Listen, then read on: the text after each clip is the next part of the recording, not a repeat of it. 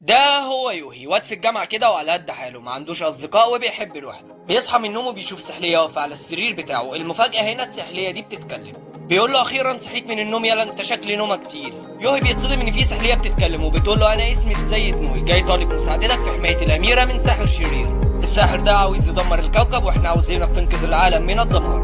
بيقوم يوهي من على السرير بتاعه وبيمسك السحلية وبطول دراعه بيرميها بره البيت. بيرجع الأوضة بتاعته وبيلاقي السحلية واقفة على السرير تاني وبتصرخ في وشه وبتقول له عملت كده يا شقي، انت شكلك مشاغب وهتطلع عينه. بيتفاجئ يوهي من وجوده مره تانية. نوي بيقول له انت بتفهم ولا لا؟ الارض مهدده بالدمار والهرب مفيش منه فايده، المفروض تتقبل الوضع وخلاص. بنشوف يوهي وهو ماسكه من ديله وبيقول له بتعمل ايه يا ابن الله يخرب بيتك نزلني. بيرد عليه وبيقول له انا سمعت ان انت لو مسكت اي حيوان من ديله افضل طريقه لتعذيبه، وبيقول له ده بيتي وانا عاوزك ترجع لبيتك في الغابه، وبيرميه مره تانية بره البيت. بعد كده بياخد يوهي العجله بتاعته وبيروح علشان يسلم التقارير في الجامعه، وبيشوف السحلية واقفة على كتفه واللي كان مفكرها في الأول وهم، وأول ما بيرد عليه بيقع بالعجلة بتاعته. بيروح ورا السحلية للجامعة وبنعرف إن مفيش حد يقدر يشوف السحلية غير يوهي، وبيكتشف إن في خاتم في إيده اليمين. نوي بيقول له ركز على الخاتم علشان تفعل قوته، وبالفعل بيركز يوهي على الخاتم وبتظهر له هالة فوق إيده بيقدر يتحكم فيها وبيكون مش مصدق نفسه. بيرجع للبيت وبنعرف إنه لسه مش موافق إنه يخاطر بنفسه علشان يحمي الكوكب. نوي بيقول له أنت مش هتكون لوحدك، في فرسان غيرك هيقاتلوا معاك. بيقول له بس سيبهم بقى يقاتلوا هما وفكك مني علشان انا عندي دراسه، وبيسيبه ويروح للمتجر. وهو ماشي في الطريق بيلاقي السحليه واقفه على كتفه. بيقول له في ايه يا عم انت ورايا؟ بيتصدم نوي من وجود عدو في المكان، وفجاه بنشوف حاجه زي السهم بتخترق جسم يوهي. نوي بيقول له اهرب، العدو متعطش في الدماء ولو مسكك هيقتلك. بيقول له طب انا هجري ليه واجري من مين وهيقتلني ليه؟ انا ما عملتش حاجه. تحس ان هو قلب قطه بلدي مره واحده. بيجري منه وفي الاخر بيلحقه وبيظهر له وحش غريب بيهاجم الوحش وبيقفز يوهي من فوق. نوي بيقول له استخدم حقل الاحتواء علشان تقدر تتحرك كويس. بيقع يوهي على الارض وكان خلاص هيخلص عليه، بيقول خلاص انا مت. بتظهر بنت فجأة وبتضرب الوحش بوكس بتخلص عليه. هي دي البنات ولا بلاش؟ مش ذاك يلا خايف وبتجري من حتة وحش. بعد كده بنعرف ان البنت دي هي الاميرة وكمان هي جارة يوهي، بتتعرف عليه وبنعرف ان اسمها اساهينا. بيروح يوهي للبنت وبيقول لها انت بقى زعيمة الفرسان. بيرد نوي وبيقول له دي الاميرة اللي بتمثل روحنا احنا الفرسان. بترد اساهينا انا مش فاهمة حاجة بس هما بيقولوا كده. بيرد نوي ويقول لهم احنا لازم ندور على باقي الفرسان، وبيكون يوهي لسه مش موافق على حماية الكوكب. بتاخده اساهينا وبيطلعوا فوق مكان عالي وبتوريه حاجة في السماء. بيشوف يوهي مطرقة كبيرة واسمها مطرقة البسكوت. نوي بيقول له دي لأقوى صاحب سحر من الأشرار هيستخدمها في تدمير الكوكب. مش عارف أنا ازاي مطرقة بسكوت هتدمر الكوكب بس خلينا متابعين. بتطلع الأميرة فوق الحاجز وبترمي نفسها من فوق السطح ويوهي بيستخدم قوته وبينقذها. بتقول له انا كنت متاكده انك هتكون موجود لحمايتي وبتشكره. بترفع ايديها وبتقول انا اللي هدمر البتاعه دي، وبتأمر يوهي انه يقسم لولائها وبالفعل بيقسم لولائها. تاني يوم بنشوف يوهي وهو بيحلم بحلم مرعب ومخيف. بعد كده نوي بيصحيه بيشيله ويرميه على الباب. هو ده جزات المعروف يا ابني، ده صحاك من كابوس. بينزل يوهي علشان يتمرن وبيقابل الاميره وبتكون مبسوطه انه بيتمرن علشان يكون اقوى. بيروح للحديقه وبيفرد عضلاته قدامها وبيلعب ضغط بيجيب 15. بعد كده بتلعب الاميره وبتجيب 100، لا وكمان هو قاعد فوق ظهرها. جاتك خيبه يالا، البنت تجيب 100 وانت على ظهرها وانت بجلاله قدرك تجيب لي 15. بتدعيه يروح معاها للبيت. بيوافق وبتعمل له اكل وبيشكرها على الاكل علشان كان لذيذ. بيروح يوهي للبيت بتاعه وبيتدرب. نوي بيقول انا اقدر احقق لك امنيه بما ان انت اصبحت فارس وحش. يوهي بيقول له صحيني الساعه 6.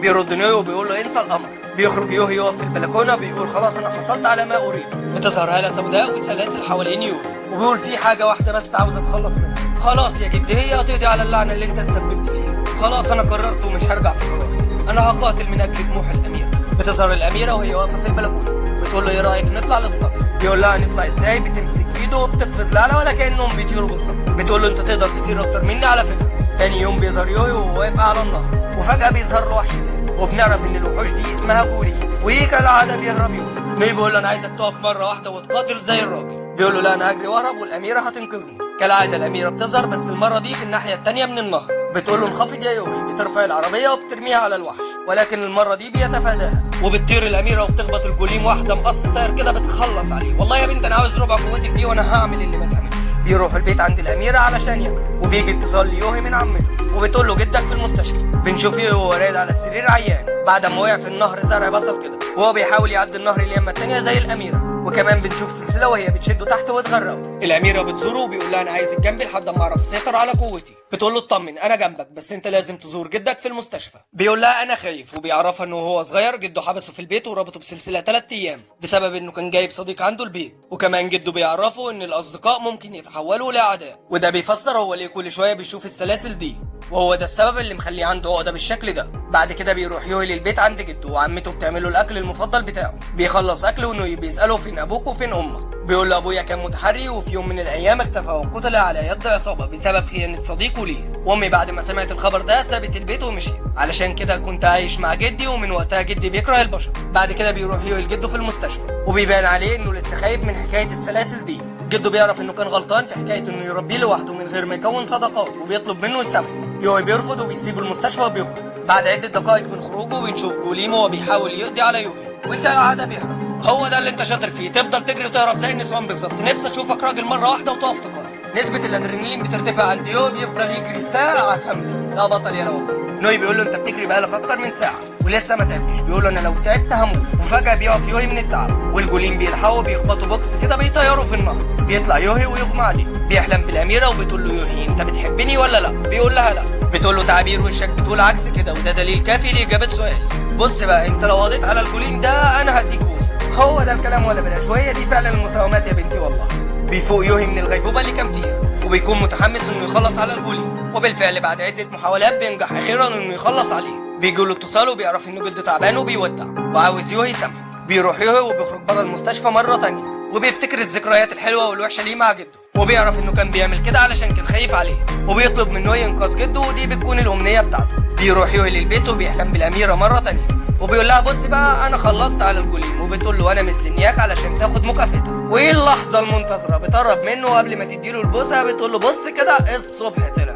بيقوم زهقان من النوم وبيكون باين على تعبير وشه، وبصراحه عنده حق، ده وقت الصبح يطلع فيه برضه. وكالعاده بيروحوا يتدربوا في الحديقه، وهم مروحين بيوقفهم راجل كبير ومعاه كلب بيتكلم، وبنعرف ان ده فارس الكلب واسمه شينورمي هانجيتسو. اسم ده ولا تعويذه؟ في نهايه اليوم بيتقابلوا مره تانية، وبنعرف ان هانجيتسو معلم فنون قتاليه. بيخلص اليوم وبيروح يوهي للبيت وبينام وبيحلم بالاميره مره تانية. بتقرب منه وبترزعه حته بوسه، انما ايه اخر عظمه اخر جمدان يا مان. وبتقول له دي الهديه اللي انا فشلت اديها لك المره اللي فاتت، وانا عاوزاك اقوى علشان ندمر العالم ده سوا. مش عارف انا ازاي ابطلوا هيدمروا العالم، المفروض تحموه مش يدمروه يا بنتي والله. بس خلينا متابعين. بيصحى من النوم وبيروح علشان يتدرب في الحديقه، وبيقابل الاميره في طريقه. اول ما بيشوفوا بعضهم وشهم بيحمر، وبنعرف ان ده بسبب الحلم. بيقابلوا هانجيتسو في الحديقه، والاميره بتدعوه لمبارزه، وبيقول لها يلا بينا نتدرب ونلاحظ سرعه الاثنين. بيخلص التدريب وبيروح البيت عند الاميره، واول ما بيشوف هانجيتسو اخت الاميره بيتهبل بجمالها وبيقع في حبها. وبالمناسبه دي مدرسه يوهي في الجامعه واسمها هيسامي. بيستعير هانجيتسو من الاميره بعد المانجا لقراءتها. وفي الليل بنشوف يوهي مروح البيت وبيظهر له جوليم بيحاول يهرب منه. فجاه بيظهر له هانجيتسو وبيخلص على الجوليم. تاني يوم بيروح يتدربوا، وبيسال هانجيتسو الاميره اختك عندها بوي فريند ولا لا؟ بتقول له لا، وزي اي شاب طايش بيسال اكلها المفضل ولونها المفضل ولبسها الى اخره. حس ان هو رجع مراهق مره تانية والله. بتجاوب على اسئلته، وكمان بتعرفوا انها استاذه في الجامعه. بيكتب اللي بتقوله، وهو بيكتب بيقع منه تذكره في مطعم فرنسي. بتحاول الاميره تاخد التذكره وبيمنعها هانجيتسو، وفي الاخر بيديها التذكره. بيروح الجامعه وهي دي نفس الجامعه بتاع يوهي. بيتعرف عليها. بيروح البيت وابوهم بيجي وبيتعرف على يوهي وهانجيتسو. بيروح يوهي وهانجيتسو واخت الاميره مكان زي القهوه كده، بيشربوا ويتدهولوا على نفسهم، وبيكون ابو هيسامي بيراقبهم. بس يوهي بيرفض انه يشرب معاهم، ومش بيعرف يروحهم من كتر الشرب اللي شربوه. بيتصل يوهي بالاميره وبيطلب منها تيجي تروحهم معاه. تاني يوم بيروح يوهي والاميره للمطعم وبياكلوا، وبنشوف ابو الاميره بيعزم يوهي على عيد ميلادها، وبيقول له ما تعرفهاش علشان دي مفاجاه. بعد كده بيروحوا سينما وياكلوا مثلجات وبيروحوا على البيت، وبتكون مفاجاه عيد ميلاد الاميره. بيحتفلوا بيه وبيكون افضل يوم في حياه الاميره. بيرجع يوهي وهانجيتسو البيت. بيطلب منه يوهي انه يدربه علشان يكون اقوى، بما انه هو بطل عداله. بيقول له انا مش بطل عداله ولا حاجه، انا اتخليت عن الموضوع ده من زمان. بيسأله عن السبب وبيقول له سبب مزيف ومش بيعرفوا الحقيقه. تاني يوم بيروح يوهي علشان يقابل هانجيتسو، وبيقول له انت هتدربني علشان اكون اقوى، وانا عارف انك قلت لي سبب مزيف امبارح. وبيبدا هانجيتسو يقول له السبب الحقيقي. بيقول له وانا صغير كان عندي كلب اسمه منشار، وفي يوم كنا بنتمشى وشفت طفل بيلعب في الشارع وفي عربيه هتخبطه. ما عرفتش اعمل حاجه ومنشار انقذ الطفل، بس للاسف هو مات. من يومها وانا اتخليت عن فكره ان اكون بطل عداله. بيحس بوجود جوليم في المكان، والاميره بتيجي بس الجوليم بيهرب بعد ما الاميره بتضربه. بيقترح يوهي انهم يتفرقوا ويبحثوا عن الجوليم، وبيكون هو هانجيتسو والاميره لوحدها، وده بيكون لهدف حمايه الاميره، لان الجوليم كان دايما بيواجه يوهي. وبالفعل الجوليم بيظهر وبيهاجمهم، وكان خلاص هيقضي على يوهي. ولكن هانجيتسو بينقذه وبياخد الضربه مكانه وبيفتكر منشاره وهو بينقذ الطفل. خلاص هانجيتسو سايح في دمه وبيودع. بيطلب من الكلب بتاعه الامنيه وخلاص هانجيتسو مات. واحد من اقوى الفرسان خلاص رحل وكمان الكلب بتاعه بيختفي. بتظهر الاميره وبتضرب الجوليم ضربه واحده كده بتخلص عليه وبتسبب انهيار في الجبل. وبعد عده ايام من الحزن والاسى بنشوف يوهي وهو مروح البيت. بيظهر له فارس جديد واسمه ميكازوكي. بيطلب منه انهم يتقاتلوا بس يوهي بيرفض. وبنعرف ان ميكازوكي اخو هانجيتسو الصغير وبيكونوا مش مصدقين ان في 2 اخوات من الفرسان. بعد كده بيروحوا المكان وبيفضلوا يضربوا في بعض وبيظهر لهم فارس جديد واسمه ناجومو وده بيكون فارس الحصان. وبيعرفهم ان في 12 فارس لحمايه الارض. بيقول لهم انا قدرت اوصل ل3 منهم ولازم نجمعهم كلهم. وبيعرف بموت هانجيتسو وبيزعل كتير وبيسيبهم ويمشي. بعد كده بيتم استدعاء الفرسان لقبل جهتين مختلفتين تماما، واحده في الشمال والثانيه في الجنوب. بيحاول الفرسان الاتصال بالاميره بس هي مش بترد. بيتفقوا انهم يخلصوا على جوليم جهه الجنوب الاول. الكل بيتوجه الى هناك بس ميكازوكي بيعترض طريق فارس الحصان وبيقول له يلا قاتلني علشان هو بيكون مهووس بقتال الاخرين. لما انت فاكر نفسك جامد كده ما تخلص على الجوليم الاول يا شاطر. في الوقت ده بتكون الاميره خلصت على جوليم جهه الشمال بضربه واحده. والله يا بنت انا عاوز ربع قوتك دي وانا هفشخ العالم. بعد كده فارس الحصان بيعلم الواد المغرور ده درس وبيسيبه مرمي تحت الشجره. بيكون يوهي اول من وصل الى الجوليم. بيقرر يهاجم الجوليم لوحده وبيمسك حجر وبيفكر يضربه بس مره واحده بيفتكر موت هانجيتسو وبيترمي على الارض. في الوقت ده بتظهر فارس الافعى وبتنقذه بس الجوليم بيهرب. بيروح يوهي للبيت وبيفضل يلوم نفسه علشان خاف. بتزوره فارسة الافعى وبتقول له انت مالكش لازمه معانا، الافضل ان انت ما تشاركش في اي قتال مره ثانيه علشان انت مجرد عقبه معانا. وبصراحه عندها حق. وبنعرف ان اسمها يوهي. في اليوم التالي بيتم استدعاء الفرسان مره ثانيه والجوليم اول ما بيشوف الاميره بيهرب ويوهي بيقرر يروح. وميكازوكي بيعترض طريق فارس الحصان مره ثانيه وبيقول له المره دي انا اتدربت. بيوصل يوهي وفارسة الافعى لمكان الجوليم وبتضربه واحده كده وتقول له انا قلت لك ما تتدخلش. بتفعل يوهي مجال الاحتواء بتاعها وبتبدا تهاجم الجوليم. في الوقت ده بيكون يوهي بيجمع قوته وبيشجع نفسه وبيروح علشان يساعدها. وبتكون فارس الافعى تعبانه جدا من مقاتله الجوليم لوحدها. بيوصل يوهي بيديله واحده كده بيرزعه في الارض وكمان بيمسكه يلف ويرزعه في الشجره يقسمها 2. يوهي نازل طحن في الوحش يمين وشمال وفوق وتحت وعامل من وشه امه جذابه. وبصراحه فاشخ الواقع. هو ده الشغل ولا بلاش يا ابني والله. بيخلص عليه بس في حاجه اسلوب يوهي هو نفس اسلوب هانجيتسو في القتال. طب ازاي ده؟ تعالى كده وانا هقول لك. فاكر الامنيه اللي هانجيتسو طلبها قبل ما يموت؟ الامنيه دي بقى كانت مهارات هانجيتسو القتاليه تتنقل ليوهي بعد ما يموت وهو ده اللي بيخليه يعرف يستخدم اسلوب هانجيتسو في القتال. نرجع بقى لاصدقائنا اللي فرحانين انهم خلصوا على الوحش. تفتكر المعركه خلصت؟ لا والله ده هدوء ما قبل العاصفه. بيظهر جوليم تاني وبياكل الوحش اللي كان يوهي فشله وبيتحول لجوليم بشكل اكبر ومخيف وعنده 7 عيون. ده شكل المدعكه هتبدا. بتظهر الاميره وبتضربه كده بس مش بتاثر فيه بس بترجع وتديله واحده من كوكب تاني كده بترميه بعيد. هو ده الكلام. بعد كده بيتقابل يوهي وميكازوكي ويوهي وبيشوفوا الجوليم اللي الاميره خلصت عليه وبيعرفوا ان هو لسه حي وبيخرج منه شخص يدعى انيموس وهو ده اقوى صاحب سحر شرير وهو ده اللي عاوز يدمر الارض. بعد كده بيقرر الكل انهم يجمعوا باقي الفرسان بعد ما عرفوا ان الوحوش دي بتزيد قوتها كل ما واحد فيهم يموت. ازاي يعني؟ تعالى وانا هشرح. فاكرين الجوليم اللي ظهر اول مره ده كان من المستوى الاول وكان عنده عين واحده ولما الاميره خلصت عليه ظهر بالمستوى الثاني وبيكون عنده عينين وهكذا. بس في حاجه، فاكرين الجوليم اللي كان يوهي بيفشخ فيه من شويه ده كان عنده 5 عيون ولما الجوليم الثاني كله ظهر ب7 عيون. معنى كده انه من المستوى السابع. فين المستوى السادس؟ وهنا يستنتج ان في فرسان غيرهم خلصوا على جوليم المستوى السادس وبيقرروا يجمعوا باقي الفرسان وبينجحوا في كده. وبتطلع الاميره بتلقي خطاب وانهم لازم يوقفوا الساحر ده باي طريقه وشيئا من هذا القبيل. وبكده بينتهي الجزء الاول من حكايه يوهي. يا ترى هيعملوا